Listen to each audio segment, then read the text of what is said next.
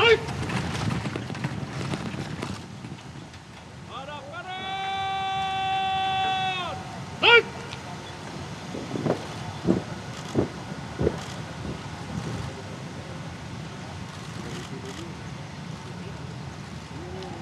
Maju!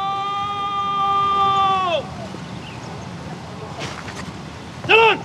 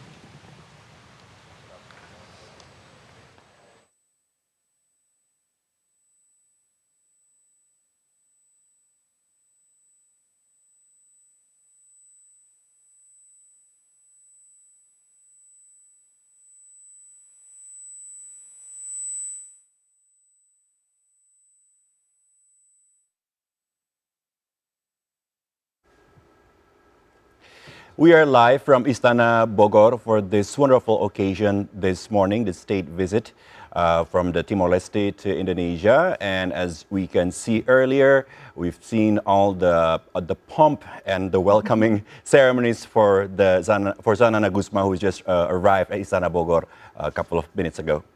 Yes, indeed. I'm Siska Becker, very happy to be here to give you the latest coverage of another state official visit. Yesterday we had the President of Tanzania visiting the Bogor Palace, and today it is the Prime Minister of Timor-Leste, Sanana Gusmao, who's now actually signing the official guest book at the Bogor Palace. So indeed, it's been a busy season, and we'll stay here with you to cover for today's occasion as well, and we'll be speaking to our experts who's in the studio as well. Exactly. So, Uli, to tell us more about the dynamics of the relationship between Indonesia and Timor-Leste, and also to broaden our horizon on what the future has for both of our nations, we have a panel of experts joining us in the studio to tell us a little bit more, actually, about the relationship between Indonesia and Timor-Leste. We are very fortunate to have Syafiah F. Muhibat, Deputy Executive Director for Research from the CSIS, and Prof. Aryawan Gunadi is back here in the studio as well, expert in business law and international trade, and we hope from both of them we get to learn a lot more about Timor-Leste, Indonesia, and the relationship between our two nations. Indeed. So let's go back to the live cross. As we can see the situation now at the Istana Bogor. We're still getting ready for the next part of the ceremony. And while waiting for that, let's discuss a little bit about Indonesia and Timor-Leste with our two panelists who's here already today with us. So thank you for joining us in the studio this morning. It's been such a lovely occasion to be able to witness this history in the making. So we're speaking Indonesia, and Timor-Leste has a long history. Yeah. And from a security point of view, how would you say the general picture of the relationship between Indonesia and Timor-Leste at the moment this year? Okay. Sure. It's a great question. I think, as very close neighbors, of course, there are a lot of issues between the two countries. So that explains, the frequent visits of officials from Timor-Leste to Indonesia.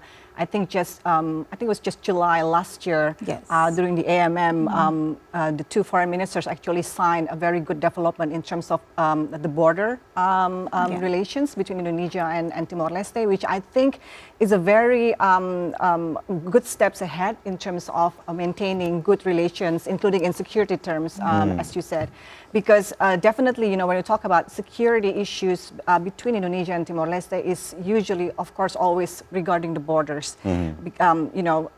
Illegal activities in the border areas, and which needs to be further regulated, I think. So I think that remains the main concern. So I think as long as we continue in the good path towards settling some of the border issues between Indonesia and Timor-Leste, we are actually building even a better relationship between the two countries. Okay, now, but Syafiah, to follow up on that, as we know, this is not the first time Sanana Gusmao has visited Indonesia, and this is not the first time President Joko Widodo has officially welcomed a head of state from Timor-Leste. Now, what do you think is the significance of this particular visit from head of state of Timor-Leste to Indonesia, other than to follow up on ongoing agreements between our two countries? Well, I can't really pinpoint on exactly, one main issue that would be the sole focus or sole significance of this visit. But it's quite interesting that this visit comes in a time where Indonesia is facing election quite soon, which means that we will have a new government within this year. So it shows that there is an interest from Timor-Leste to continue the good relations with whomever is going to be at the top of the government in Indonesia soon, later this year. So in terms of focus, I really can't pinpoint on one, but I think in terms of timing, the significance that we're having election very soon, it shows the great interest from Timor-Leste to maintain these good relations with Indonesia. Okay. Prof. Aryawan, we've spoken earlier about the security point of view about the ceremony today, but let's talk about the economy and business point of view that is happening between the two countries, the bilateral relations. So where are we at now at this 2024 between Indonesia and Timor-Leste, Prof? Yeah, this is a great question because as Ibu Vivi said that Indonesia and Timor-Leste, this is a neighboring country. Of course, last time we have a border issue, but hopefully for now we will getting better with both of this country. If we see that Timor-Leste is one of the important trading partners for Indonesia because Indonesia export to Timor-Leste is very large. Example, in my notes that Indonesia has exported more than 10,000 tons of livestock commodities worth $17.2 million to Timor-Leste.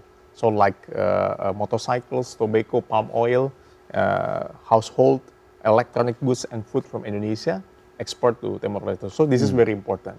As we know that Indonesia, on this year, 2021, we have a new government. So the importance to build a good relations for economic, even until now we don't have any bilateral investment treaties with Timor-Leste. But as one of the important trading partners, this is very important to build a good relations among Sanana Gusmao and President Jokowi to strengthen the economic cooperation for 2024. Okay. So also with the hopes that Timor-Leste will be joining ASEAN as soon as possible. Yes. Right. So Yes, that would that's be a great impact on the economy and security issues of both countries. Definitely as well. going to talk about the ASEAN membership status, but let's just have a look now at the live the feed streets, from right? Bogor Palace. We are doing the tree planting ceremony, a tradition done by all heads of states when they do an official state visit in Bogor Palace. It's a symbol of cooperation, of planting a seed and watch it to grow together, and of course a really great gesture in their commitment to pursue a clean energy transition as well.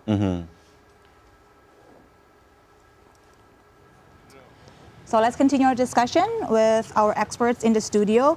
Prof. Aryawan, maybe we can also follow up on the agreements already done by Indonesia and Timor-Leste. Now, last year, there were several agreements to expand economic cooperation and reaffirm the existing collaboration in banking, energy, and also telecommunication.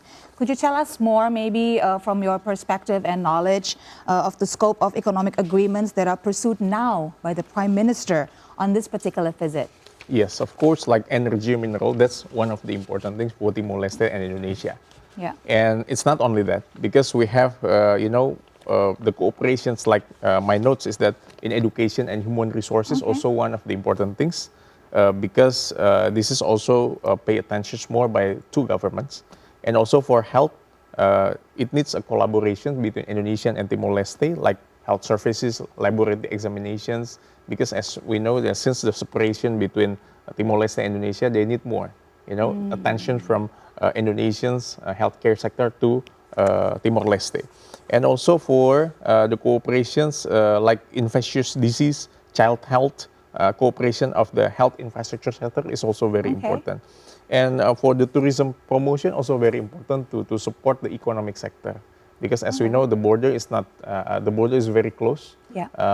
We can support the tourism, the support of, the tourism from Indonesia to Timor-Leste that can strengthen the cooperation. Yeah, and probably also about connectivity and, the transportation availability Yes, between like the two Dili, countries. Kupang, and Darwin. Yeah. Now they're trying to develop land transportations to go there. So between Indonesia, Timor-Leste, and Australia, there will be a cooperation among these three countries.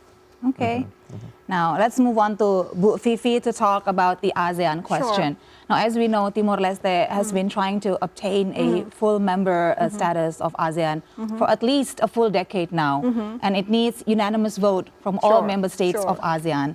And as we know, there's been some pushback from other member states. Indonesia has always been a staunch supporter of Timor-Leste. But could you tell us what has been the main issue for ASEAN as a regional grouping in delaying the full member status of Timor-Leste? Sure. Well, last year at the summit at Labuan Bajo, I think that was quite a milestone where they created actually a roadmap for Timor-Leste to be member of ASEAN. In terms of delay, it's true. I think one of the main issues is that you have to get the agreement of all 10 ASEAN member states. And I think not just on this issue, but I think on a lot of other issues that has been a problem for ASEAN. The whole bureaucracy of ASEAN is quite layered and quite complex. Yeah. So in order to make a decision as significant as welcoming a new member, that's actually quite problematic. And in terms of, if we want to talk about the systemic way of joining ASEAN, there's actually, I think there are there are quite a number of criteria that Timor-Leste has actually have to acquire before joining ASEAN. Okay. But I think in terms of these requirements, Timor-Leste has actually accomplished quite a lot of them. I mean, the basic ones like geographic location, Okay. opening all embassies Yes. in all ASEAN member states.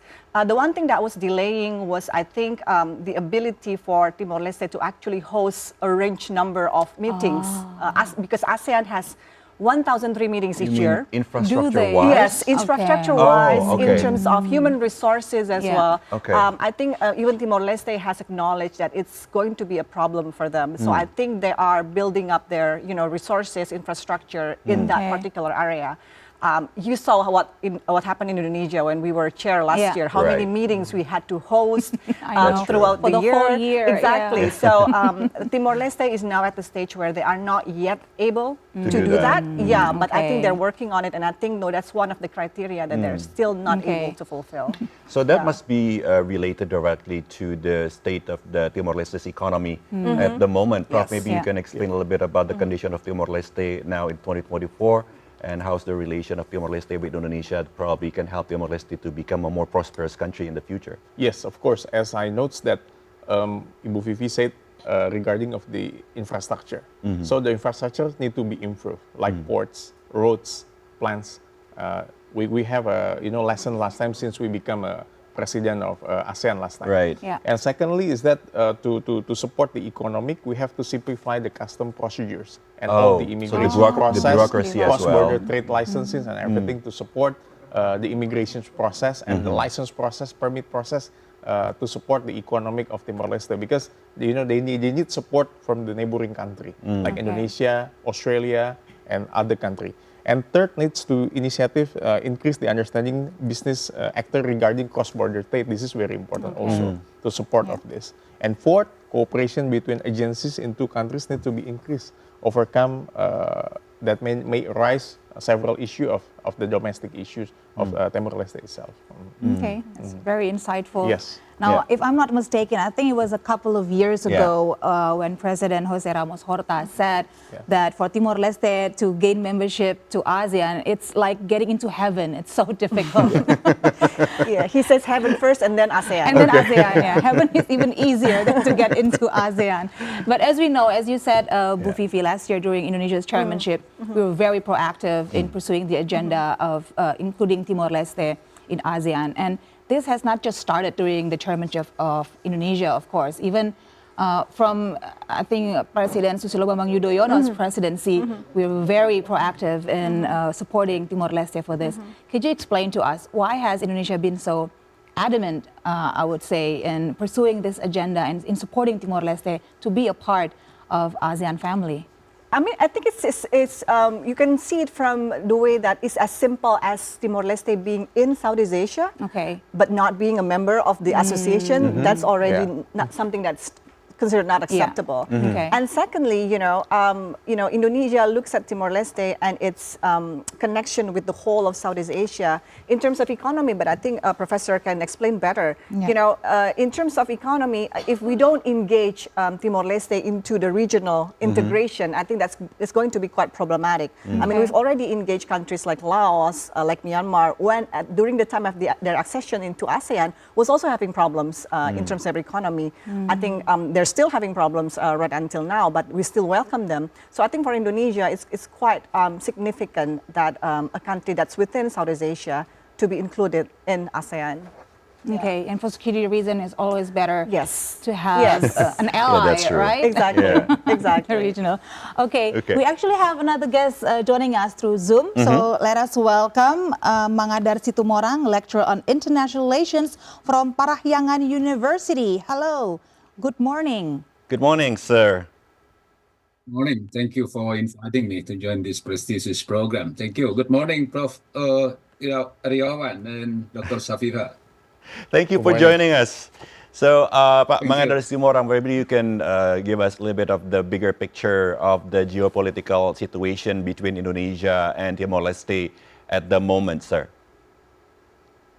Oh, well, I saw both countries could not be separated from the whole picture, the whole landscape of geopolitics, geostrategies. And of course, especially when we talk about regional landscape, so Indonesia is as one of the big country in this region. On the other hand, let's say that Timor-Leste or East Timor as a new established country, also very small in size in all aspects. So both countries is a very contrast, let's say contrast or different performance in political and economic power. So both sides, I thought they have to take care about the geopolitics in the region, and they contribute in different way to make the region in peace and in order. And of course, they have to work together, hand in hand to make the region secure, especially when dealing with some similar or common challenges, within this region. So I thought this is a must for those countries, both countries to work together, in dealing with the problem, challenges with this region and globally. Adar, if we can look back in history now, and when we say that Indonesia and Timor-Leste have had a troubled past, that would be an understatement, right? But it seems the two countries are now equally focused on building a good relationship with one another, being good neighbors to each other, and strong supporters in the region. But maybe you can also tell us from your perspective, how do you see the dynamics of the relationship of Indonesia and Timor-Leste as if now in January 2024 and the potential it has in the future as well? Well, I thought it is not just about, let's say, neighboring countries, because we share some sort of, let's say, historical roots, the same history, in the past. We are friends, we are brothers, we share some similarities in culture, in not just about geography, but also to share some sort of, let's say, similarities in terms of natural resources, economic resources, and also we have similarities in concern about the region. So in that point, I thought, Indonesia and Timor-Leste, are brothers, sharing the past, but also sharing our future, in dealing with, again, our good relationship as brother, and also good friends, being a strategic partners in dealing with, again, challenges and to grab all kind of, let's say, opportunities offered by the region and also the recent development of global politics. So in that point, I thought we have to maintain, to develop our brotherhood, not just as a friendship, or friend in terms of proximity, neighboring countries, but also again to be having historical, cultural, and social similarities. So it is a good relation between two brothers, with sharing our history in the past and also sharing our expectation, our hope in future. Dr. Situmorang, maybe you can give us an insight about the current situation of domestic political situation in Timor-Leste at the moment and how that situation will be related to Timor-Leste's relationship with Indonesia.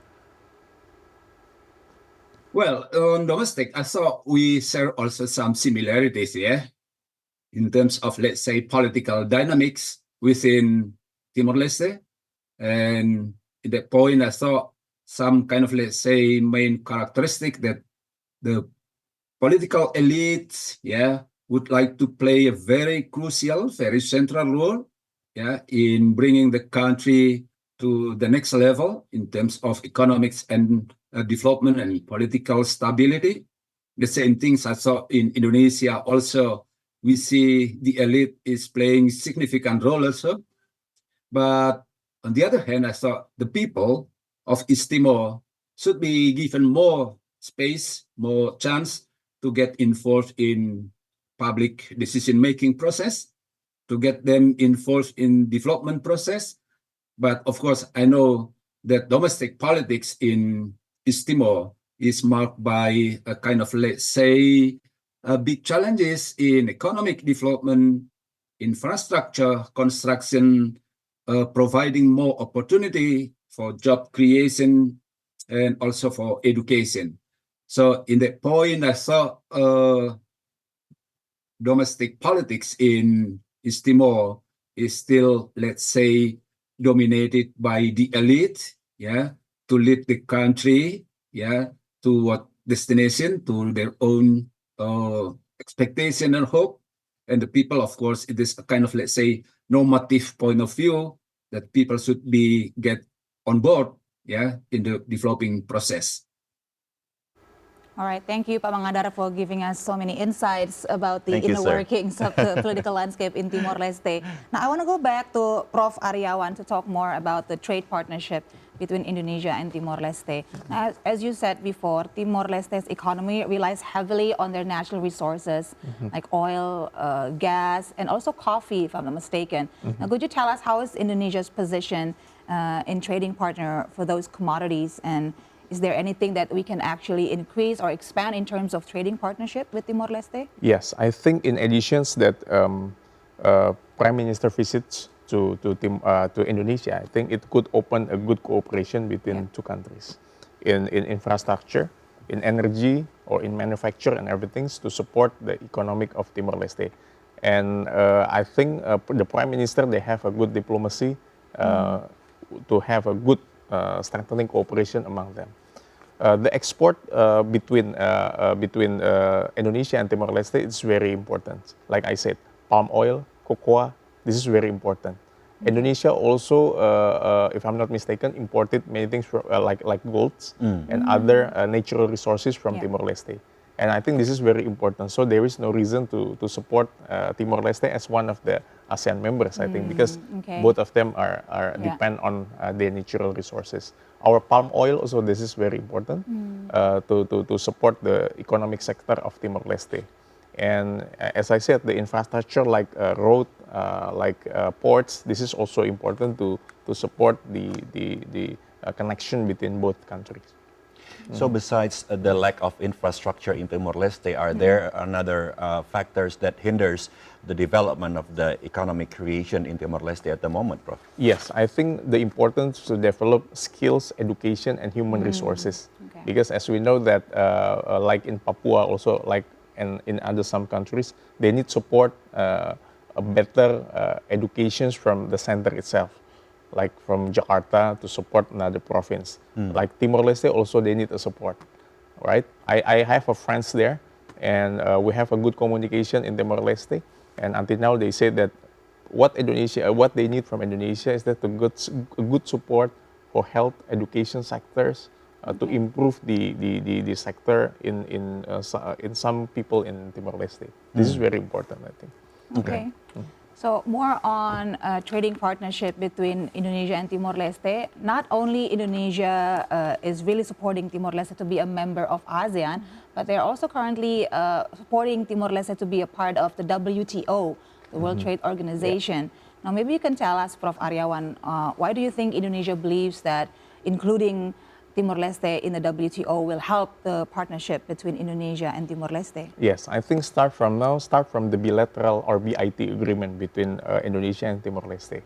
So if there is a good bilateral investment treaties between two countries, it will support their cooperation in WTO. So if there is a dispute settlement with Timor-Leste in other country, WTO can support, or WTO can assist the dispute between Timor-Leste with other countries. And secondly is that if they can join as the Asian member, this is very important, of course, to support the economic creation, economic job for people in Timor-Leste. So WTO is open, I think, if the Asian member and everything can be joined with them. Okay.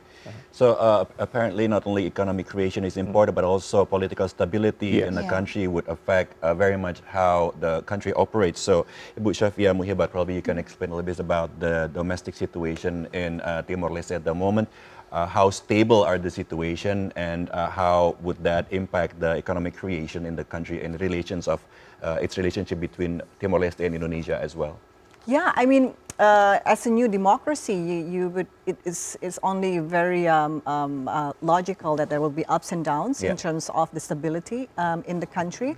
And I think Indonesia is going through that as well until now. So, but in terms of the level of democracy, interestingly, I don't have it on the top of my head where I got this quote, but actually, Timor-Leste's democracy scorecard is among the highest in Southeast Asia, even higher than Wow. some of the other Southeast Okay. Asian states in terms of how they hold election and so on. So it's, I think, in terms of solely on looking at democracy and political stability, it's actually on a quite a good position, situation.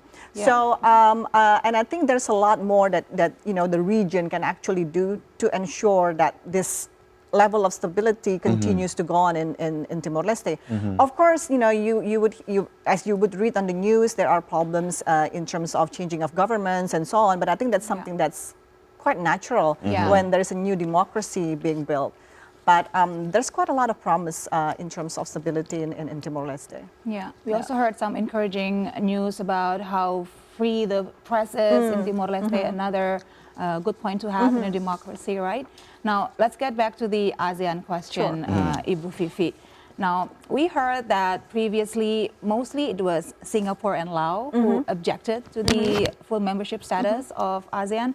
Now that Laos is the chair of ASEAN, do you think there's a chance that Timor-Leste will finally get the approval it craved for the last decade to finally be a member of of ASEAN?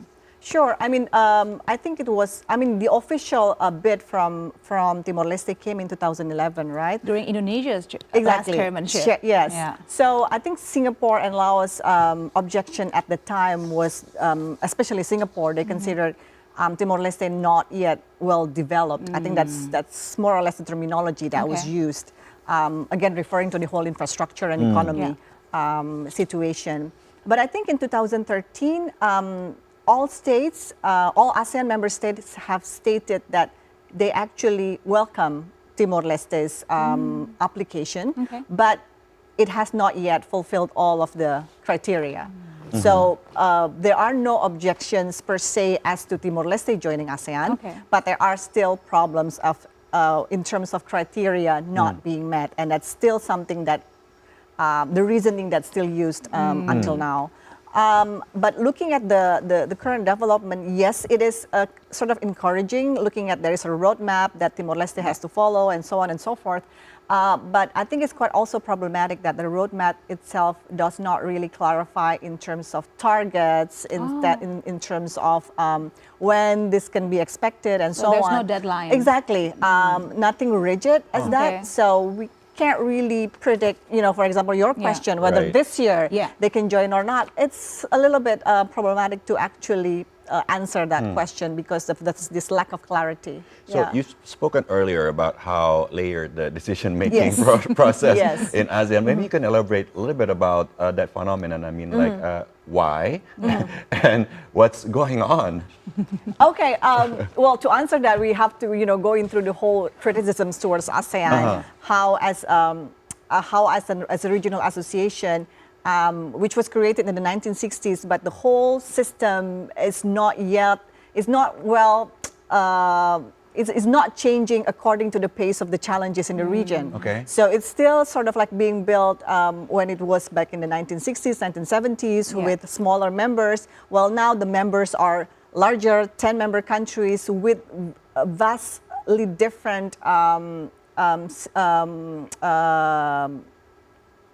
situation in terms of economy, security, global leadership, and so on. There are countries like Laos, there are countries like it's Indonesia. outdated. Exactly. So I criticize ASEAN quite a lot, but in terms of decision making, it's quite outdated. And the fact that you have to get full consensus of 10-member countries in all issues has driven ASEAN towards being quite slow in terms of decision making. Okay. Yeah. Yeah, it is quite different compared to other regional groupings such as an EU because the mechanism is completely different as well.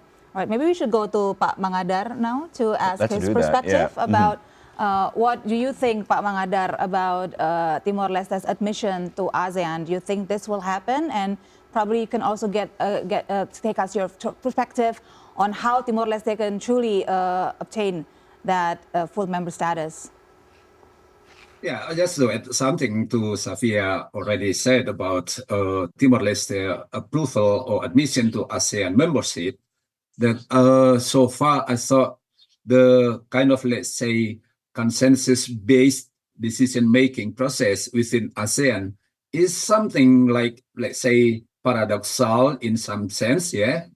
In one hand, I thought that the all ASEAN 10, yeah, already accept officially, yeah, Timor-Leste in the summit in Cambodia, yeah, in 2022, and already given right, or let's say to allow East Timor to take part in all kind of, let's say, ASEAN meetings, including the meetings with ASEAN partners like Japan ASEAN Partnership or European Union ASEAN meeting, and also ASEAN Plus 3.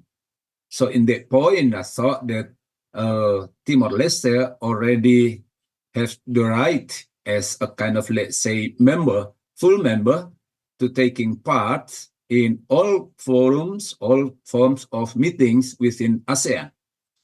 But on the other hand, yeah, Timor-Leste is not allowed yet, let's say like that, to the kind of, let's say, decision-making process in specific issues like, let's say, trade, investment, or any kind of, let's say, more specified issue within collaboration within ASEAN and also within other strategic partner.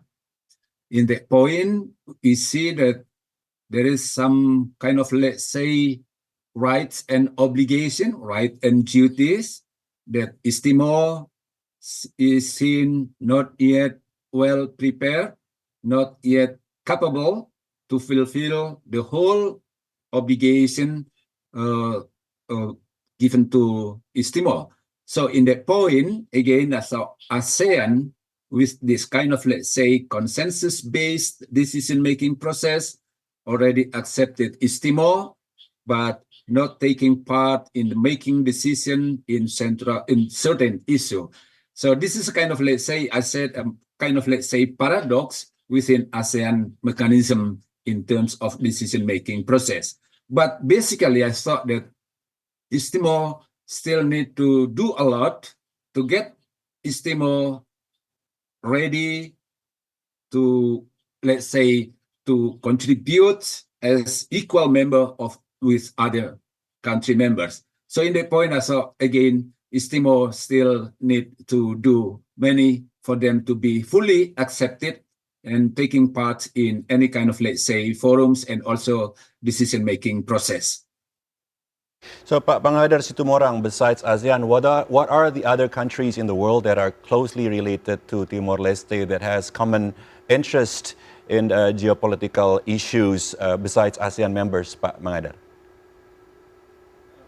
In terms of, let's say, we may take a look some sort of, let's say, issues, whether it is related to the region, yeah, or in the global landscape. I saw, apart from Indonesia as a very close partner, yeah, in having or sharing some similar or common views, I saw East Timor also good relation, of course, with Australia and New Zealand, and also to some extent, also, of course, with some European countries, including Portuguese. Yeah. So in that point, I thought East Timor would like to, let's say, to capitalize this kind of, let's say, good relationship for East Timor to play more role within ASEAN itself and also in other kind of, let's say, multilateral forums. So East Timor has a good relationship, good partnership with some countries within the Pacific, yeah, with again Australia, New Zealand, and also Portuguese or other kind of, let's say, countries in Europe. All right, thank you, Pak Mangadar. Thank you, I would Pak like to Mangadar. expand that conversation about Timor-Leste's relationship with other countries, especially Australia. Yes, and I was just going to say, yeah. right, because they've been also good neighbors Yes, for and a they've good been quite portion. an active actor as well in the, you know, Yes, in the history in of history of Timor-Leste, right? But there was a slight tension last September in 2023 between Timor-Leste and Australia, when Timor-Leste signed a comprehensive partnership agreement with China. There were some security issues raised by Australia. What do you think of this happening, Ibu Fifi? I think Australia, for Australia, Timor-Leste is very, very significant. It's right above Australia in terms of geographic situation.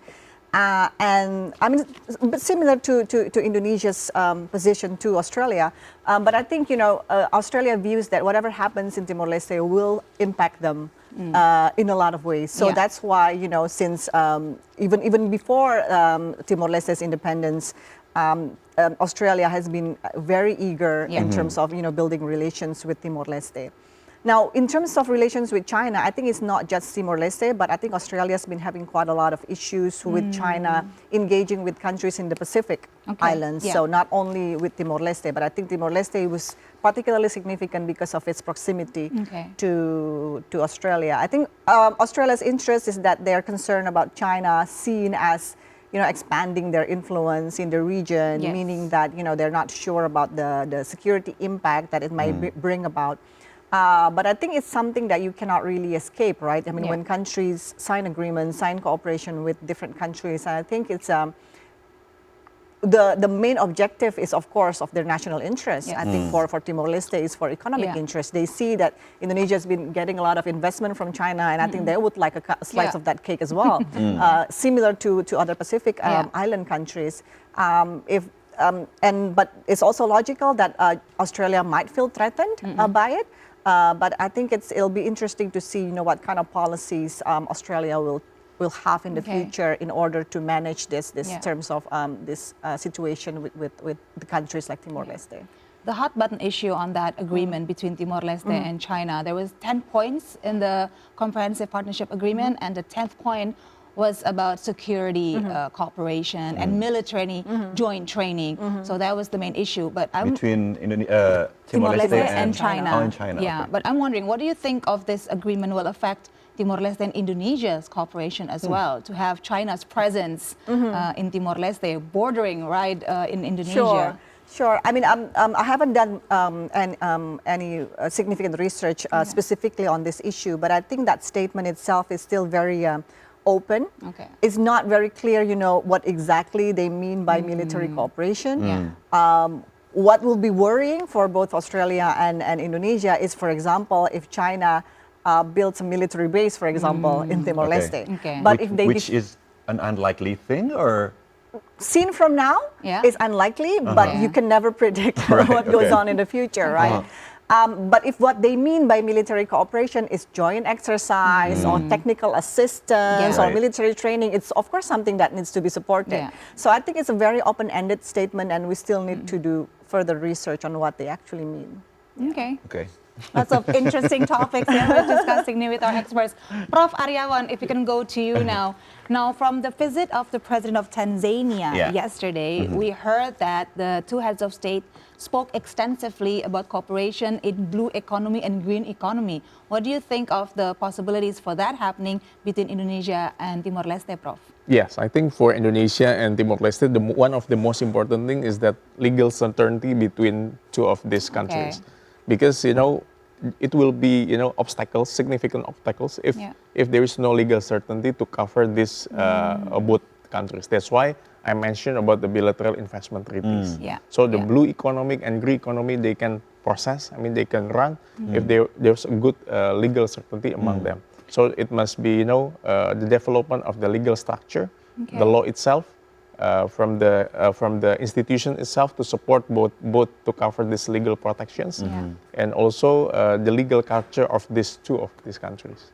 So, for example, what are the example of the cases of this legal that you were speaking about? Yes, I think like investor from Indonesia want to invest in Timor-Leste.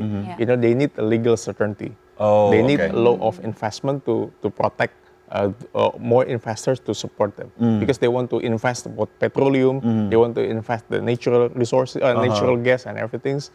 They need legal protection from Timor-Leste itself.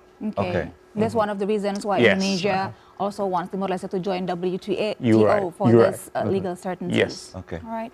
Okay, let's go back to the live cross from the Yes. Istana Bogor to Oh, take a this is look at live. the bilateral meeting at Bogor Presidential Palace that's going on between Indonesia and Timor-Leste. Let's take a look.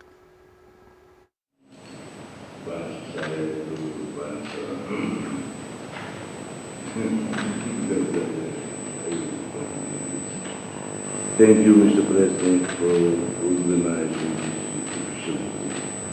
It is a pleasure to meet you again so soon after our meeting at the ASEAN Summit together and have a opportunity of the pleasure and Irish 2012 and close relationship which we have in second. This is my first official international visit since I became Prime Minister in July last year. I'm grateful for your invitation as it was important to me that the past country I officially visit is our close neighbor and very aware of the practices in and pleased that this visit gives me the opportunity to personally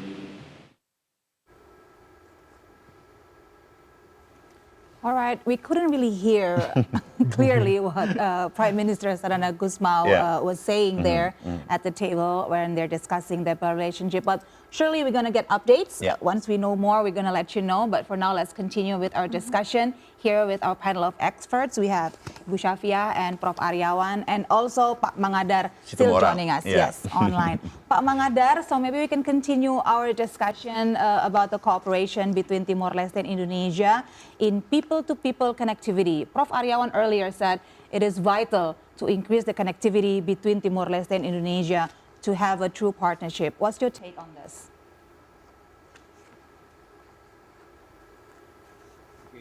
The ministers accompanying our president Jokowi, I thought they come from more technical ministries, like the Ministry of Internal Affairs, and also from the infrastructure development, and also from the state-owned enterprises, and also I saw the Minister for Information. So all these ministers I saw very much related to more technical things in terms of bringing any close cooperation in the future. But of course, as you mentioned, this is also very much related to people interest and interaction. And in that point, I thought we, as I said in the very beginning, we still share some sort of, let's say, cultural, historical, social ties or similarities.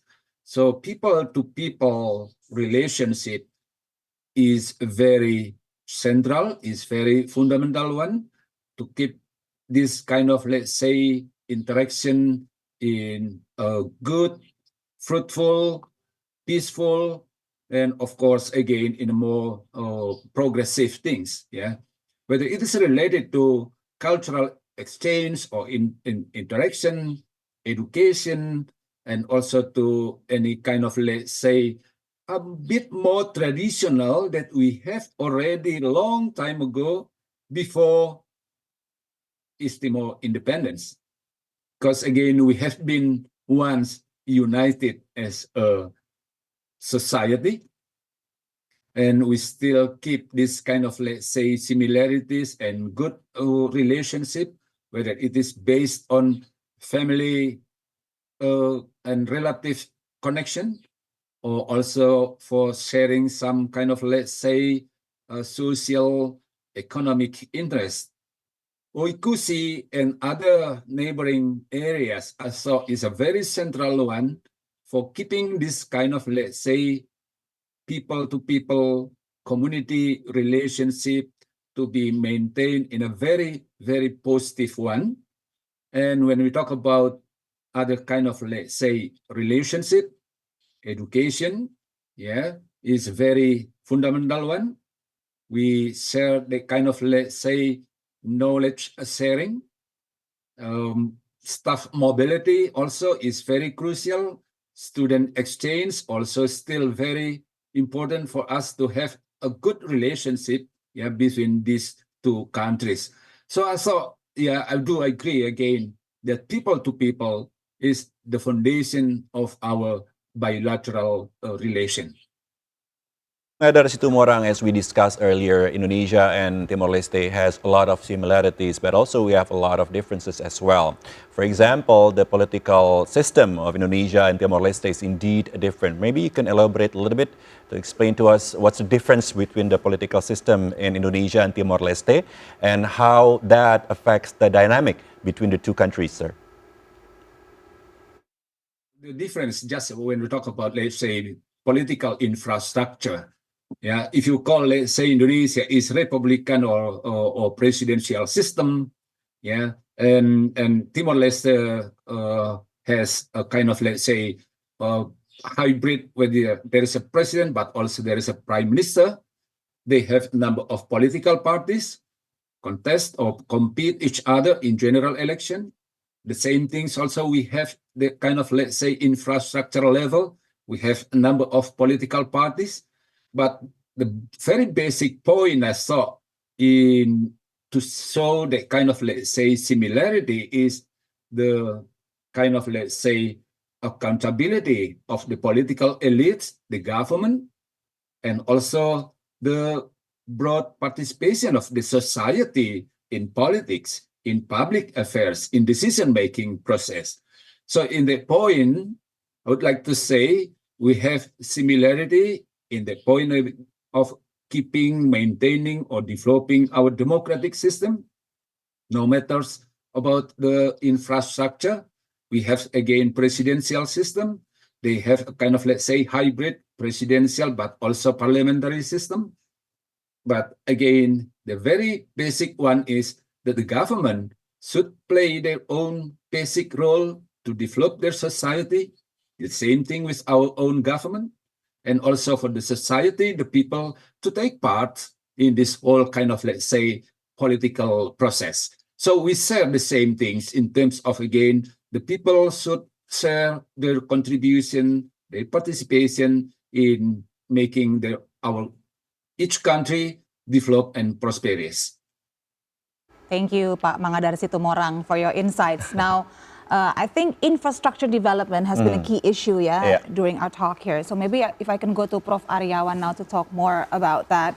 Now, we hear that there's going to be a signed agreement between Timor-Leste and Indonesia, where the Ministry of Public Works of Indonesia will cooperate with the Ministry of their Public Works to do some infrastructure development. Prof. Aryawan, do you think this is good investment for Indonesia? Yeah, I think this is a good investment because this is one of the major important issue to build the infrastructure in Timor-Leste because they are neighboring countries. So there must be support from Indonesia to support the infrastructure of Timor-Leste. That's why the strengthening the cooperation and economic, it's very important to support them.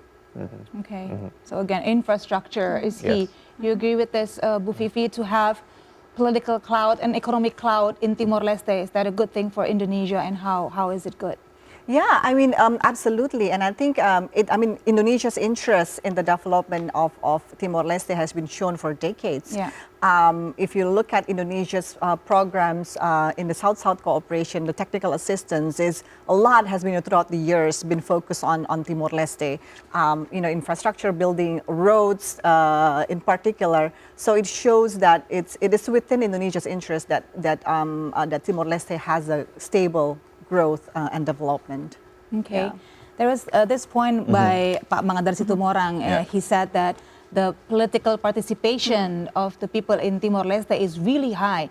Do you also know about this? This is really interesting. They are very actively involved in voting processes and very active in the ongoing political landscape in Timor-Leste. Sure. I mean, I don't have the exact knowledge as Pak Mangadar has, but I think it's something that's quite common, when it's a newly democracy and people has this euphoria of being involved in the politics. And I think it's I'm not surprised by it. Okay. I don't have the numbers, but I'm not surprised by it because we see it as well in different other countries. When the country is suddenly newly open and there's democracy being built, the public's euphoria is of course very high. Okay, Yeah. now that they have that chance, Exactly. the opportunity and privilege to actually be involved in the political proceedings, of course they will gonna take that Everybody's chance. excited, Yes. unlike Yeah. probably in more developed countries where some of the societies probably felt a little bit jaded about Yes. about everything. Yes, I mean, in a country where they have everything already, welfare, education, and so Yeah. on, they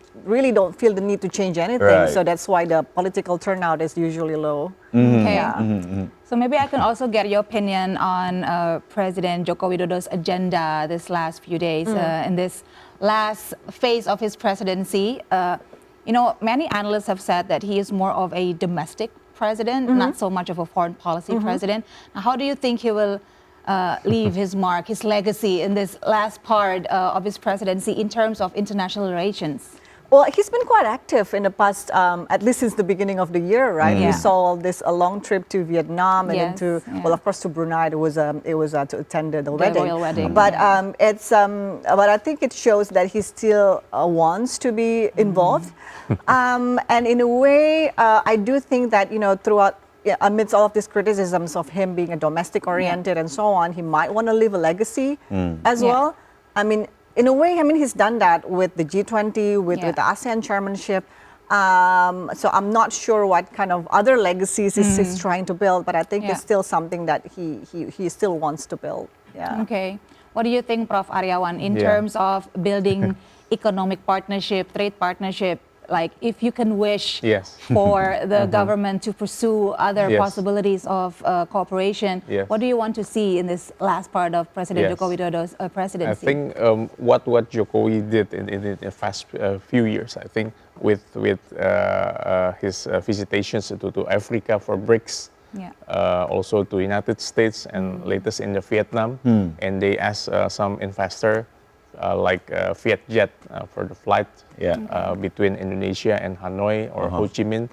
Also for for Vietnam cars, also to yes. open invest in Indonesia for last week, I think. Yeah. This is very important that Jokowi want to make a good legacy among ASEAN membership and give a good legacy for the continuous leadership on this year, because it will change, right?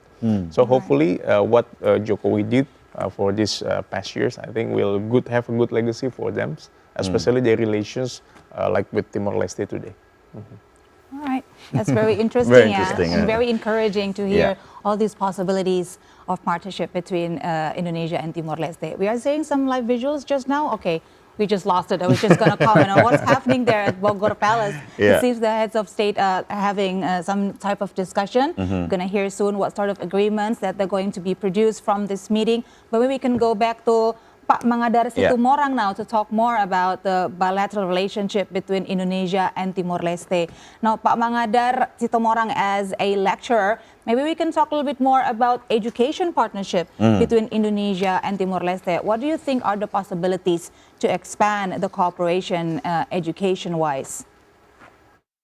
Well, from the official point of view, as the Indonesian government still keep the program of, we call it developing countries partnership, or we call it in bahasa kemitraan negara berkembang, which offer a lot of kind of, let's say, scholarship for our partners, good countries, not just from Africa or Central Europe and also ASEAN, but also to East Timor.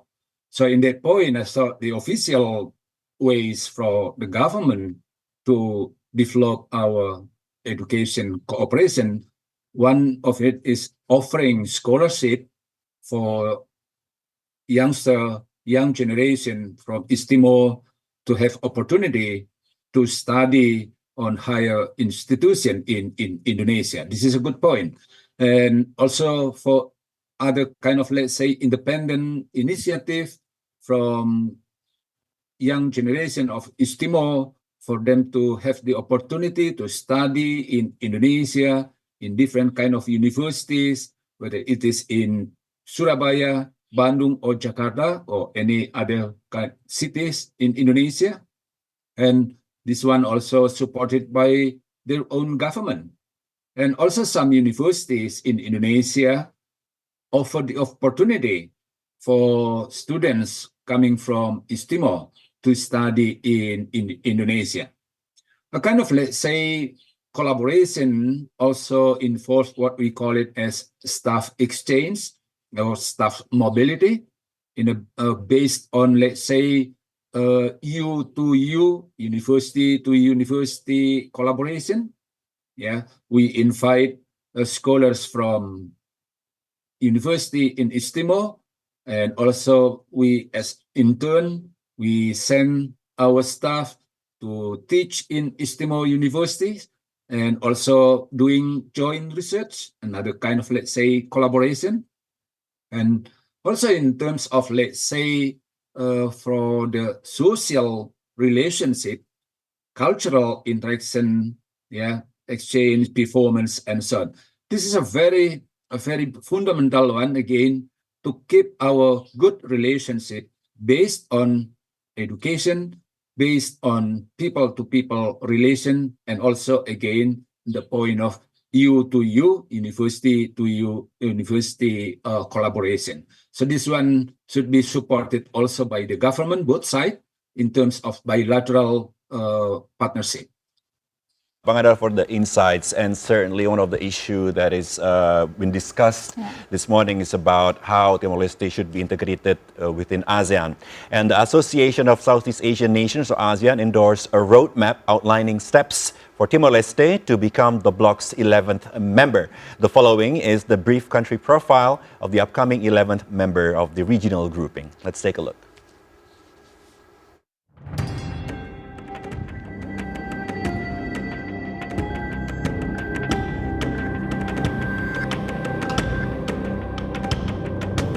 Timor-Leste, or East Timor, lies southwest of Australia and forms the eastern half of the island of Timor. Rugged mountains run the length of the island. The southern coastal plain consists of swamps and river deltas. Timor-Leste has a tropical climate with wet and dry seasons.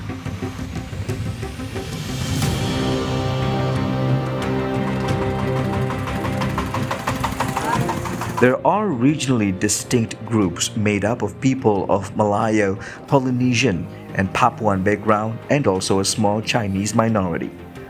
More than 96% of the population is Catholic, and a small minority is Muslim. Tetum and Portuguese are the official languages, while Indonesian and English are the more common working languages.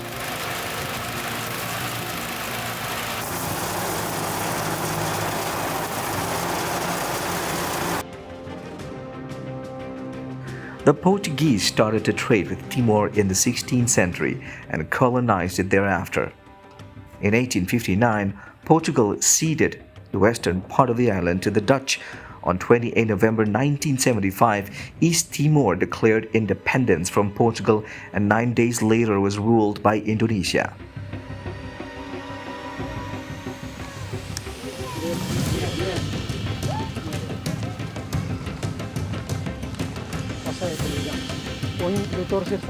In August 1999, an overwhelming majority of the people voted for independence from Indonesia and a UN-supervised referendum.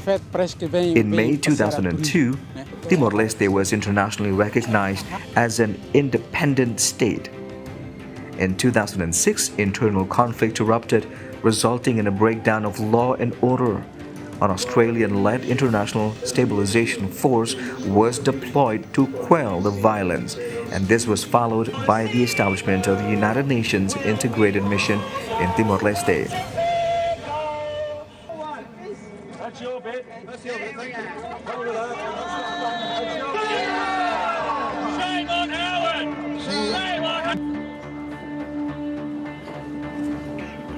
The political system of East Timor is semi-presidential, based upon the Portuguese system. The constitution establishes both this separation of executive powers between the president and the prime minister, and the separation of powers between the executive, legislature, and judiciary. Timor-Leste's head of state is the directly elected president with limited executive power. The Prime Minister is the head of government and is formally appointed by the President. His Excellency, the Prime Minister of the Democratic... É nomeado Ministro da Justiça.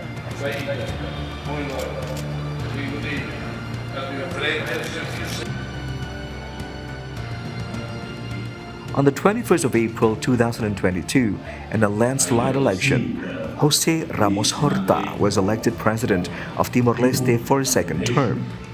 On July the 1st, 2023, former East Timor independence fighter Xanana Guzman was sworn in as Prime Minister of Asia's youngest country after his party won the parliamentary election in May.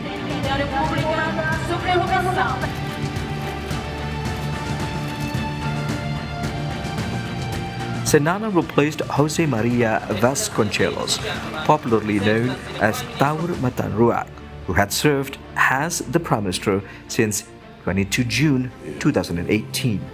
To understand, we know that it is not easy. Today, with a population of over 1.3 million people, Timor-Leste is a peaceful, democratic nation. While poverty levels remain high, progress has been made in improving living standards. The proportion of Timorese living in poverty, measured by the National Poverty Line, declined from 50% in 2007 to an estimated 42% in 2014, according to a report published by the World Bank Report.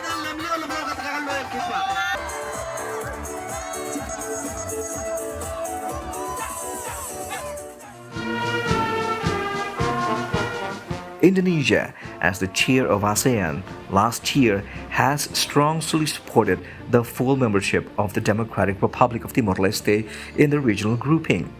ASEAN agreed to finalize a dedicated roadmap for Timor-Leste to facilitate in gaining full membership in the bloc. ASEAN endorsed the roadmap outlining steps for Timor-Leste to become the bloc's 11th member during the 42nd ASEAN Summit in Labuan Bajo, East Nusa Tenggara in May 2023.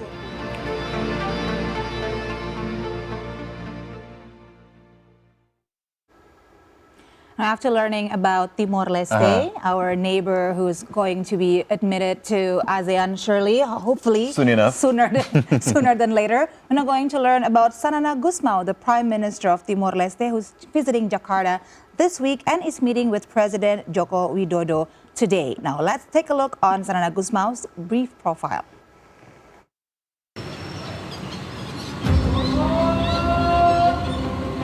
Timor-Leste Prime Minister Xanana Gusmao has been known and popular to many Indonesians.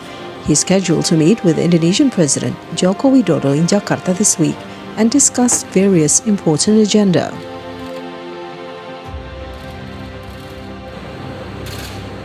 This would be his second official visit to neighboring Indonesia as Prime Minister of Timor-Leste. Xanana visited Jakarta in September last year as he attended the ASEAN Summit, only 3 months after he was installed as Prime Minister of Timor-Leste in July 2023.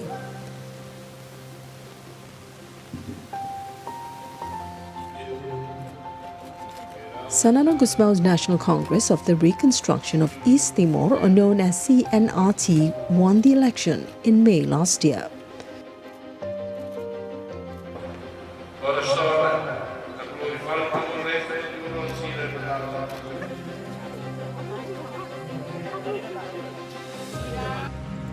Xanana Gusmao was facing an uphill battle in tackling economic challenges as nearly 42% of Timor-Leste's 1.5 million population live below the poverty line.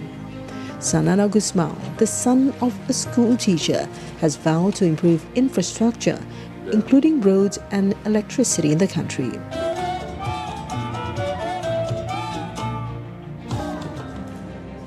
Timor-Leste transition to democracy, according to some analysts, has been rocky, with leaders including Xanana Gusmao battling massive poverty and corruption.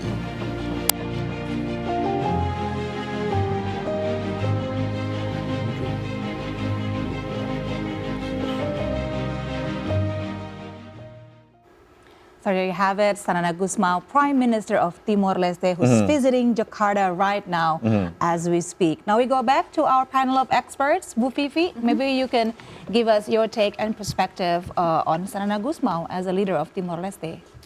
Wow, okay. That's a huge question. I mean, if you think about Timor-Leste, of course, you think of only two persons, right? Yeah. Either Sanana Gusmao or Ramos Ramos Horta. Horta, that's right. But I mean, he has been very detrimental in the development of Timor-Leste, absolutely. Since the very early days, including when Timor-Leste was still part of Indonesia. So he's basically regarded as a national hero over there. He's had his ups and downs, of course, in terms of leading the country. A lot of criticisms, both to him and to Ramos Horta as well, in terms of the current state of development. You heard Professor said about the level of economy and so on. Not going as fast. Exactly. As So a lot of criticisms to both him and Ramos Horta. But I think as political figure, he has been very strong and someone that's influential. I think not only in Timor-Leste, but I think also globally as someone who represents, independence and building a nation. So here, Sanana Gusmao was facing an uphill battle in tackling economic challenges, as nearly 42% of Timor-Leste, 1.5 million population, live below the poverty line for the moment. So how difficult is the situation for Sanana Gusmao right now, leading the country, you think? It's quite difficult, I think. I think, faced with different challenges, there's quite a lot of expectations for him to, at least, bring Timor-Leste out of the economic slump that it is going on now. He does have several options, and I think better relations with China is one of them, although there are challenges in that particular front as well. And I do think that a lot of countries are interested in having, good economic relations with Timor-Leste. And I think from an Indonesian point of view, I mean, that's one of the reasons why we insist on Timor-Leste joining ASEAN, so that, the growth of the whole region can actually support the growth of Timor-Leste as well. So as a domino effect of exactly of a decision. So how's the security situation in Timor-Leste at the moment, and how that affects the economy of the country as well? Especially in the border, right? We have some agreements on border security. Do you know any updates on that? I don't have updates, but I think security and economy is always interlinked, right? When your economy situation is not doing so well, then you would have fewer resources to actually build good defense and security. And I think that's also the case with Timor-Leste and the border as well, and the whole illegal trans-boundary activities. And that's why also it's in the interest of Indonesia to maintain safety and security in the border area. As I mentioned, the developments from last year when we signed some border agreements, it was a land border, was actually something that is considered very good in terms of establishing better security relations with Timor-Leste. So it has a positive outcome. Exactly. But we're still lacking agreement in terms of the maritime border. But I think last year, I think during the signing, it was said that first we settle the land border, and when it's done, then we can go into maritime border as well. Step by step. Exactly. So because now it's still ongoing. It's still ongoing. So the negotiation is still ongoing. Which is something also crucial, because you see now, illegal activities now goes through sea, right? That's the more common. You see what happened in the Malacca Straits quite some years ago with pirates and everything. So I think the maritime border is also a main concern. But I think the main focus now is to settle the land border first, and then move on to maritime border issues. All right. Now we're going to take a look back at Bogor Palace, where the meeting is still taking place between Indonesia and Timor-Leste. Timor-Leste is, of course, represented by the Prime Minister, Sanana Gusmao, with his delegation. So let's take a look.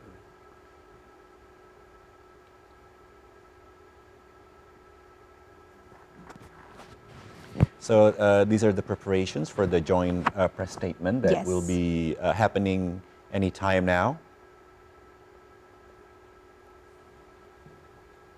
Right. So while we wait for this press joint statement to be delivered, maybe I can go now to Prof. Aryawan, get your take on the profile of Sanana Gusmao. As Bu Vivi has earlier mentioned, that he is seen more of a political leader, the is he independent good for the fighter. Economy? Exactly. What do you think his biggest struggles will be in Yes. pursuing economic stability for his country Yes. now. Yes, actually, I agree with Ibu Safia that Sanana Gusmao loves his people Yeah. in Timor-Leste. That's why he always support a small medium enterprise, Oh, okay. right? To connect with global trade with another Yeah. country.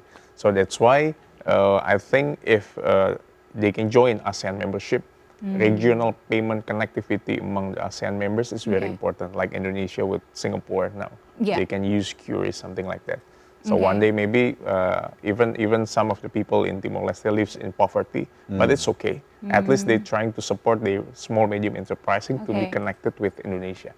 I Okay. think this is maybe one of the agenda to put trade and bilateral treaties among those countries. Okay. You seem to be very hopeful about Timor-Leste's admission to ASEAN, Prof, Yes, so far during yes. our discussion. Yes. Do you think it will happen this year at the summit in Laos? Yeah, I think this is one of One of the talking points Yeah, one between the talking points leaders. that they need support from Indonesia. Okay. And after they join ASEAN membership, maybe Yeah. they can get a lesson learned or support from another ASEAN membership to support Right. the economic, the political, security, like education also. Yeah. Because now some of the students also can may join in university Yeah, in Indonesia. yeah. So I think like student exchange that mentioned by Pak Sitomorang, I think it's very important.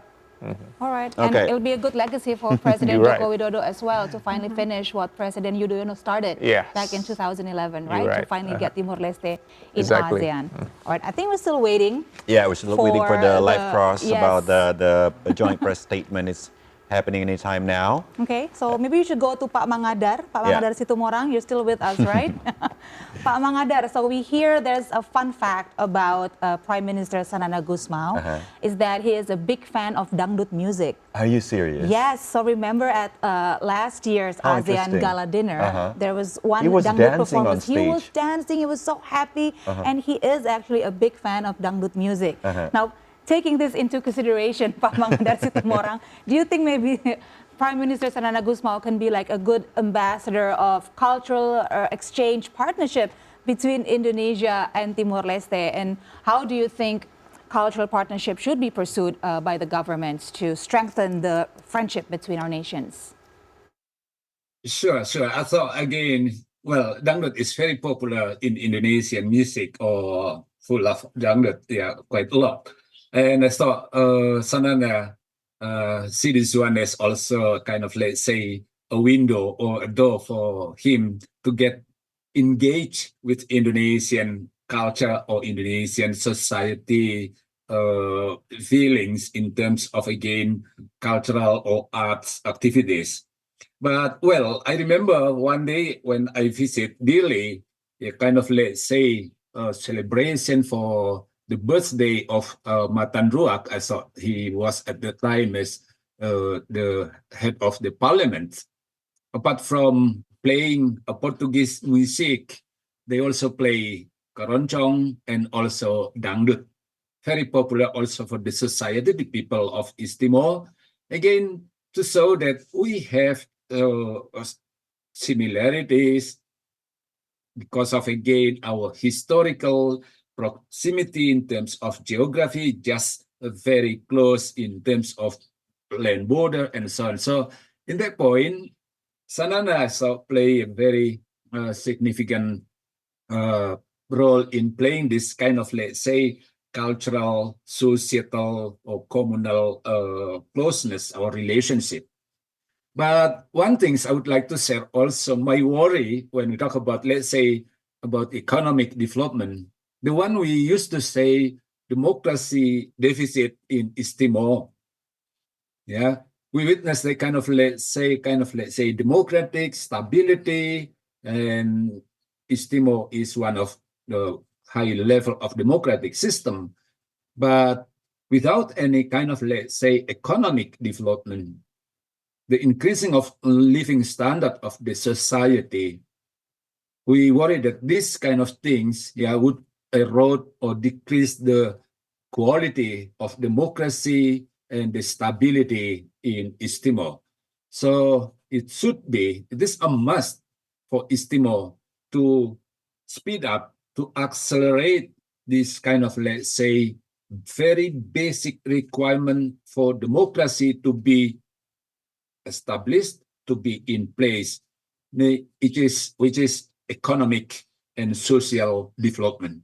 So the big challenge I saw for Sanana and the whole government is how to accelerate this economic development, social development for the society again to be engaged, to be united with their own government in building, in developing East Timor, not just for the sake of ASEAN membership, but for the state stability and democracy.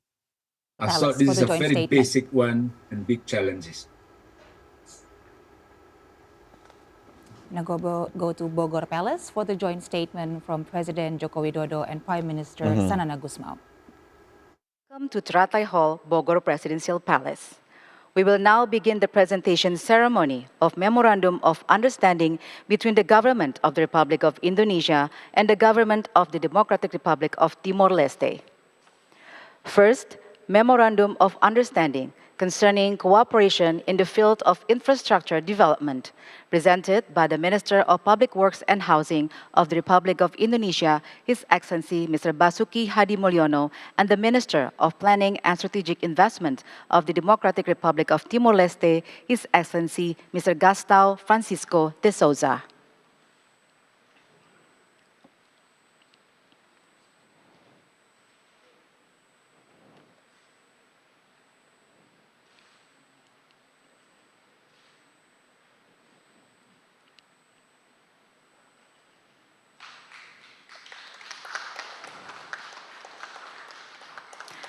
Thank you, Excellencies. You may return to your previous positions.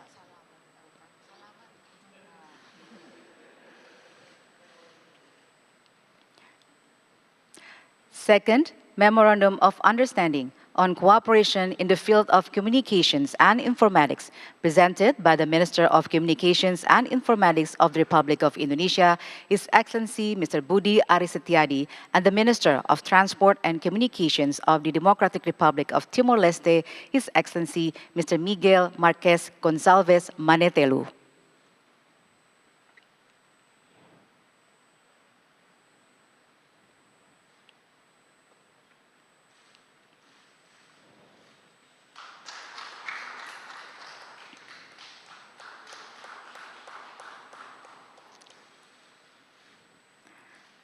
Thank you, Excellencies. You may kindly return to your previous positions.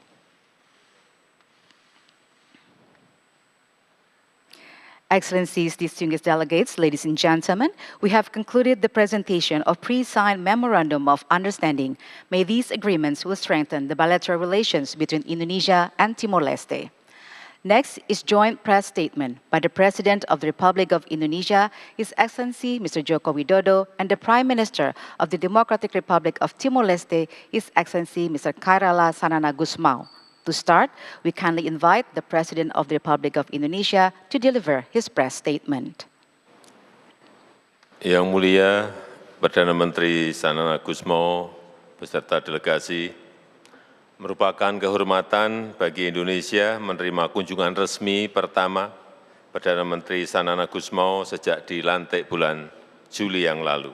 Ini menunjukkan hubungan kedua negara, Timor-Leste dan Indonesia yang semakin erat. Dalam pertemuan tadi, kami telah membahas beberapa hal. Yang pertama, kita sepakat untuk mendorong penyelesaian perundingan perbatasan kedua negara. Saya juga menyambut baik reaktivasi Joint Boundary Committee untuk pengelolaan perbatasan termasuk reaktivasi pos lintas batas. Yang kedua, kita sepakat meningkatkan kerjasama ekonomi dan saya menyambut baik komitmen pemerintah Timor-Leste untuk menciptakan iklim investasi yang lebih baik melalui perjanjian perlindungan investasi. Saya juga mengapresiasi kepercayaan Timor-Leste pada BUMN Indonesia dalam berbagai proyek seperti pembangunan jalan di Okusi serta perluasan Bandara Internasional Dili. Dan dengan penandatanganan MOU kerjasama teknologi informasi, kita juga mendorong kerjasama infrastruktur telekomunikasi, termasuk rencana investasi fiber optik. Yang keempat, terkait ASEAN, Indonesia berkomitmen terus mendukung keanggotaan penuh Timor Leste di ASEAN. Kami juga tadi membahas isu Myanmar, di mana kedua negara sepakat untuk mendukung keketuaan Laos di ASEAN tahun ini dalam mendorong implementasi 5PC. Demikian yang dapat saya sampaikan. Selanjutnya saya persilakan Yang Mulia Perdana Menteri Sanana Gusmo untuk menyampaikan pernyataannya. Terima kasih.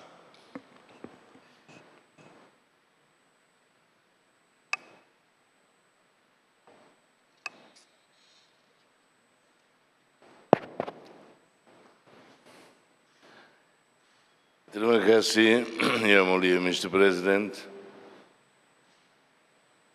To you, I have to talk in English. Well, I held discussions on a range of bilateral issues with the President Joko Widodo. I welcome the opportunity to strengthen the relations between our two countries further and to promote positive cooperation at regional and multilateral levels. You all know Indonesia is our closest neighbor and closest friend. We greatly appreciate Indonesia's hospitality and the opportunity to build on the mutual trust and respect in our friendship. I would like to acknowledge and congratulate President Joko Widodo, his outstanding decade as President of Indonesia. As neighbors, there are outstanding issues that still need to be resolved, including land and maritime boundaries. I welcome the work of negotiating teams to try and finalize the land boundary between Indonesia and Timor-Leste. We agreed on our land boundary everywhere, except two small segments at the enclave of Oikusi. We now have a better understanding of the issues, and we believe that in the near future we can get a conclusion on this matter. I also raised it with President Jokowi the need to commence maritime boundary negotiations with Indonesia to further strengthen the sovereignty of both our nations.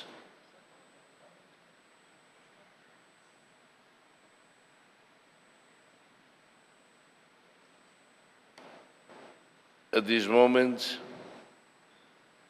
I would like to conclude by thanking the President Jokowi for Indonesia's ongoing support for Timor-Leste's full membership into ASEAN.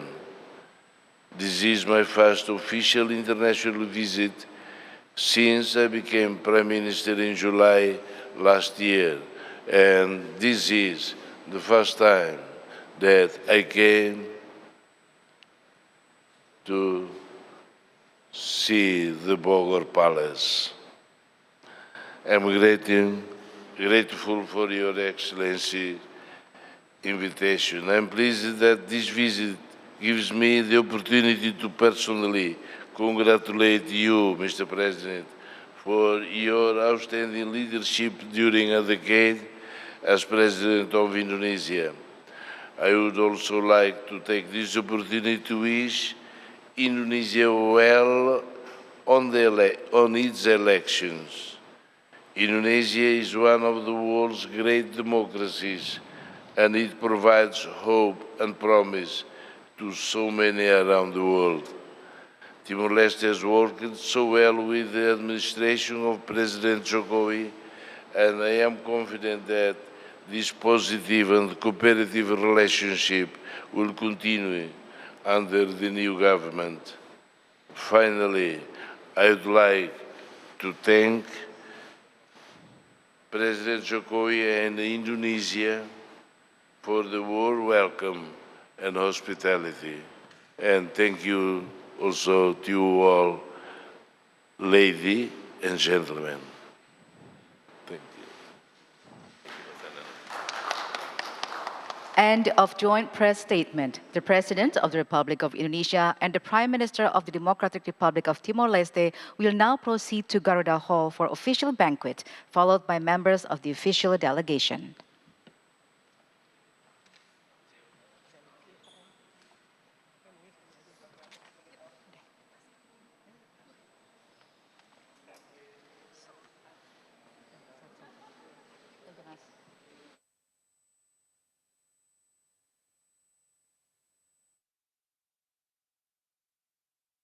Okay.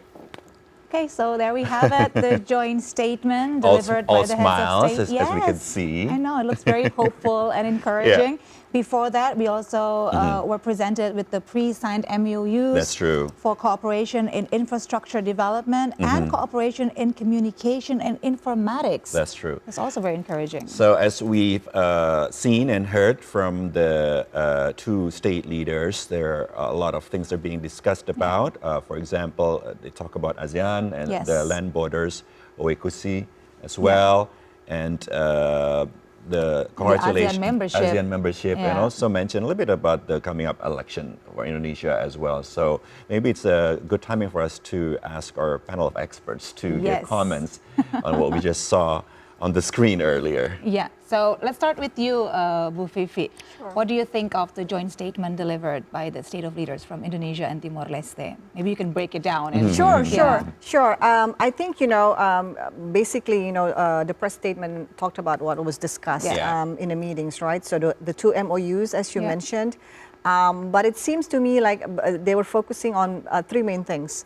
The border negotiation, the cooperation on various development and economic issues, the role of the state-owned enterprise that Indonesia has been doing in terms of infrastructure building and the cooperation on telecommunication. That's the second one. And the third one is on ASEAN, of course, on Indonesia's support on ASEAN.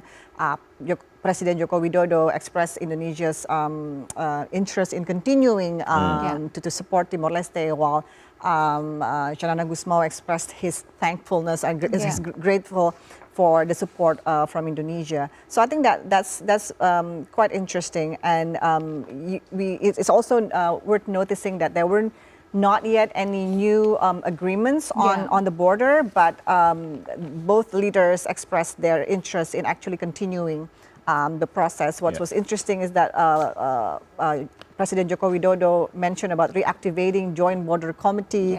He mentioned this cross-border post that will be reactivated, while President Shalana Gusmao really emphasized on his wish to commence maritime borders negotiations. So finishing, it's quite interesting for me. He mentioned that there's now only 2 more segments in the land border that's still not yet done.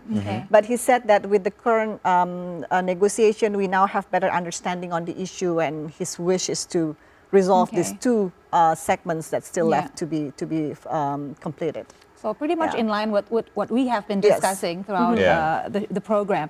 But one interesting note that was delivered by President Joko Widodo, he mentioned that Myanmar was also discussed during the meeting, but he didn't specify or give any details. So we wish we could have more details on that. What's the position on both Timor-Leste and Indonesia on the question of Myanmar? Because if I'm not mistaken, actually the issue of Myanmar was also another interesting and vital point for other member of states to finally approve Timor-Leste's admission to ASEAN, right, Bu Fifi?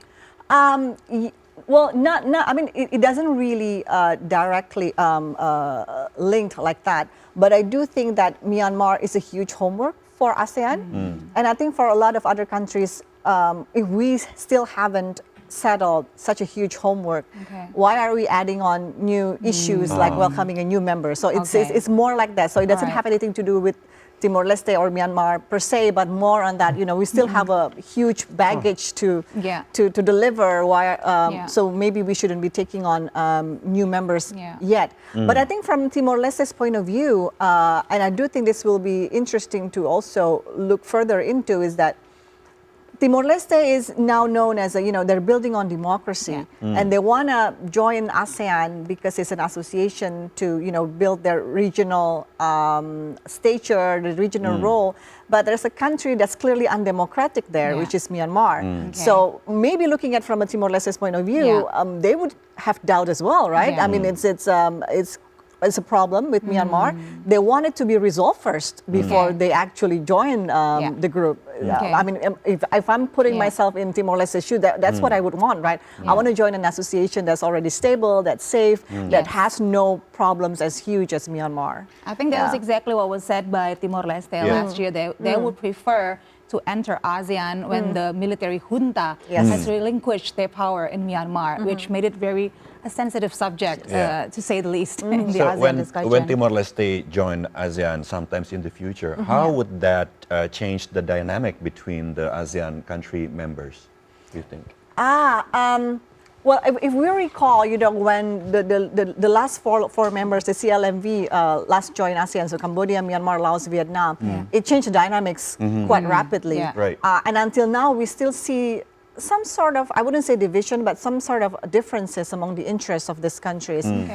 We see quite a lot of differences in terms of the maritime Southeast Asia and the continental Southeast Asia, their interests in terms of what's important, what's not, what's the priority. And when a country that's even further geographically with different geographical interests as Timor-Leste joins ASEAN, of course is going to change what to be prioritized. I mean, that's one for sure. What's the priority for countries like Laos is of course very different of what's important for countries like Timor-Leste.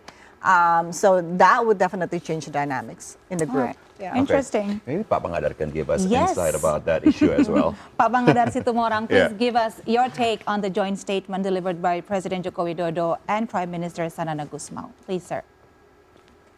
Thank you so much. Well, I'm very curious actually from Indonesian side in signing the MOU. Why not Bu Retno and why Pak Ari Budi? But probably this is another issue. But the point is we congratulate both sides, both government leaders in signing or making this joint statement showing commitment in strengthening bilateral cooperation in economic infrastructure development and also in communication and diplomatic. And another issue is also related to border lines. And of course, the last point made is about ASEAN membership of East Timor. So having congratulated both government leaders, of course, it is also time for us to see what kind of, let's say, real or concrete result we can see in near future. We discussed already another point made by Pak Jokowi. That's about investment protection, or Pak Ari Awan already mentioned before, to make a guarantee to ensure that those kind of investment, Indonesia is invited in that point, to invest in developing infrastructure and also communication infrastructure in East Timor. But of course, it should be based on such kind of, let's say, a legal law protection that should be made firstly by East Timor government. So to that point, I thought it is a very challenging one, that this one is highly needed by East Timor in constructing the infrastructure economics and also communication. But on the other hand, they have to make sure that this kind of, let's say, investment would be, let's say, secure, and of course, will give benefit to investor. And when we talk about again ASEAN, well, Bu Safi already mentioned very clear about the position of Myanmar and also the point of view or the response made by ASEAN, to the case of Myanmar. If I'm not mistaken, I thought Pak Jokowi really asked East Timor to support ASEAN other members, other ASEAN members in proposing or strengthening the 5 points in dealing or in helping Myanmar to solve their own problem. So in that point, I thought ASEAN by Pak Jokowi do need a kind of, let's say, support from East Timor for Myanmar within ASEAN to have a very good solution to the problem they are now facing. So I thought this one point also as another strategy or another way for East Timor to play certain role, positive role within ASEAN. So in the point, I thought this is a good sign for both sides, bilateral or also in ASEAN multilateral entity. Okay, thank you Pak Pangadar Situmorang. And now let's move on to Prof. Aryawan Gunadi. So what's your take on the joint statement? Yeah, as we predict before that there will be economic issue, like mentioned also before by Pak Pangadar and Ibu Syafia. That first of all, that investment from the bilateral investment treaties, this is very important to support the economic growth between both investors. So reduce the obstacles of the trading and itself. I think regulation-wise. Yes, as we predict before, this is very important. So as soon as possible, there will be a good and a close to implement this trade negotiation. I think very important for both countries. And secondly, I take a note for the road project and also port, airport to support the infrastructure. I think this is very important, and we discussed it before. I think if it could be implemented, I think it's very, very important because Indonesia, they have the government have experience in building the new capital in IKN, right? And the third one is that to build the infrastructure for telecommunication and fiber optic, and this is very important to support the connection between Indonesia and Timor-Leste. And I also take notes for the support from Indonesia for the joint membership of ASEAN for Timor-Leste. Yeah, I think it's mentioned also before by Ibu Safia that we support so that they can have a lesson learned from the other country, like in another country in ASEAN. And the last one is supporting Laos chairmanship. I think this is very important.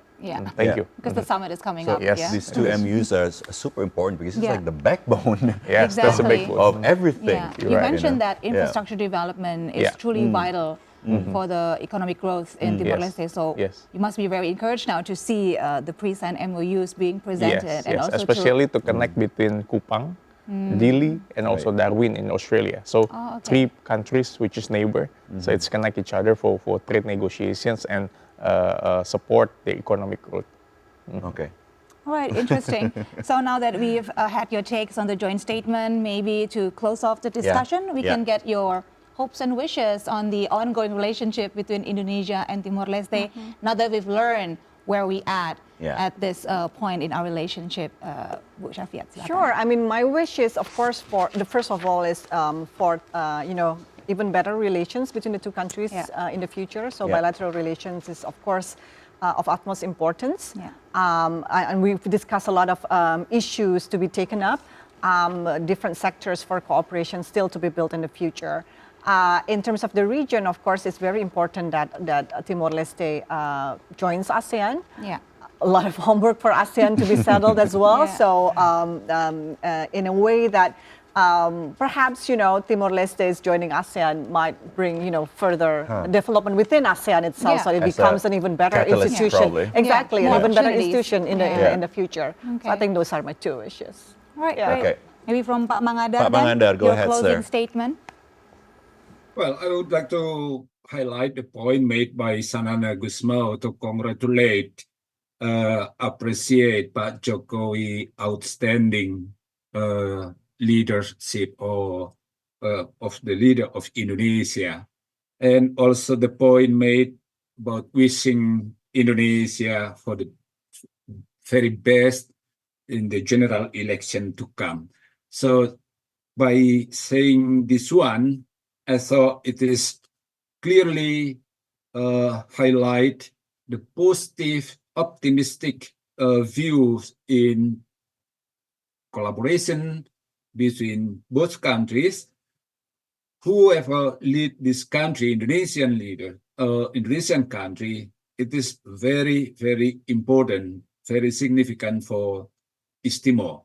So by this point, I thought it is also our positive expectation in near future that both sides will strengthen good, positive, fruitful collaboration. Within East Timor itself, we expect also a great movement ahead, the development within politics and economics, and also within ASEAN. Of course, we are also expecting a more united, more progressive, consolidated ASEAN in maintaining the region in peace, in order, and also to try to help each other in developing their own country. So collaboration is the very basic point. Thank you. Thank you, Pak Pangadar Situmorang. And now, last but not least, maybe a closing statement from Professor Aryawan Gunadi about Let's get an economic perspective. Of course, both congratulates for Indonesia and Timor-Leste. They can have a formal visit from Sanana Gusmao to Indonesia. I think that one of the most important thing is to execute and to implement all these plans. The agreement, the infrastructure, political security, and also the real concrete actions to support the membership of Timor-Leste to ASEAN. Why? Because in joining Timor-Leste in ASEAN will strengthen the positions of political security of the ASEAN. Example, to face with European Union. As we know that EU, they have EU deforestation law, right? They have deforestation law, which prevents some of our entrepreneurs. Our crude palm oil is difficult to enter to European Union because of deforestation law. So I think ASEAN have this kind of positions to support this. With joining Timor-Leste in ASEAN, I think will give a strong, membership in ASEAN and strong position in ASEAN will be better and better in the near future. To balance the power in a multipolar world these days. Yes. Okay. Sure. All right. Thank you, Yes, Prof. thank you. Thank you, So Prof. once again, thank you to our panel of experts who've given us so much insights, and we learned a lot Fun about discussion. Fun discussion, exactly. So once again, thank you, Ibu Syafiah F. Muhibat, Deputy Executive Director for Research from CSIS, Prof. Aryawan Gunadi, expert in business law and international trade, and of course to Pak Mangadar Situmorang, lecturer on international relations, Parahyangan University. Thank you, Pak, for joining us online. It's been a pleasure. It's been a pleasure. Having you. Thank you so much. Thank you. Thank you so much, sir. So there you have it. We had a great time today discussing about Timor-Leste's premier state visit. And it's time for us to say goodbye, and we hope to see you again on another program. I'm Uli Herdi. And I'm Siska Becker. Please stay tuned to TVRI World for more updates about Indonesia and Timor-Leste relation. Until then, take care and goodbye. Bye-bye.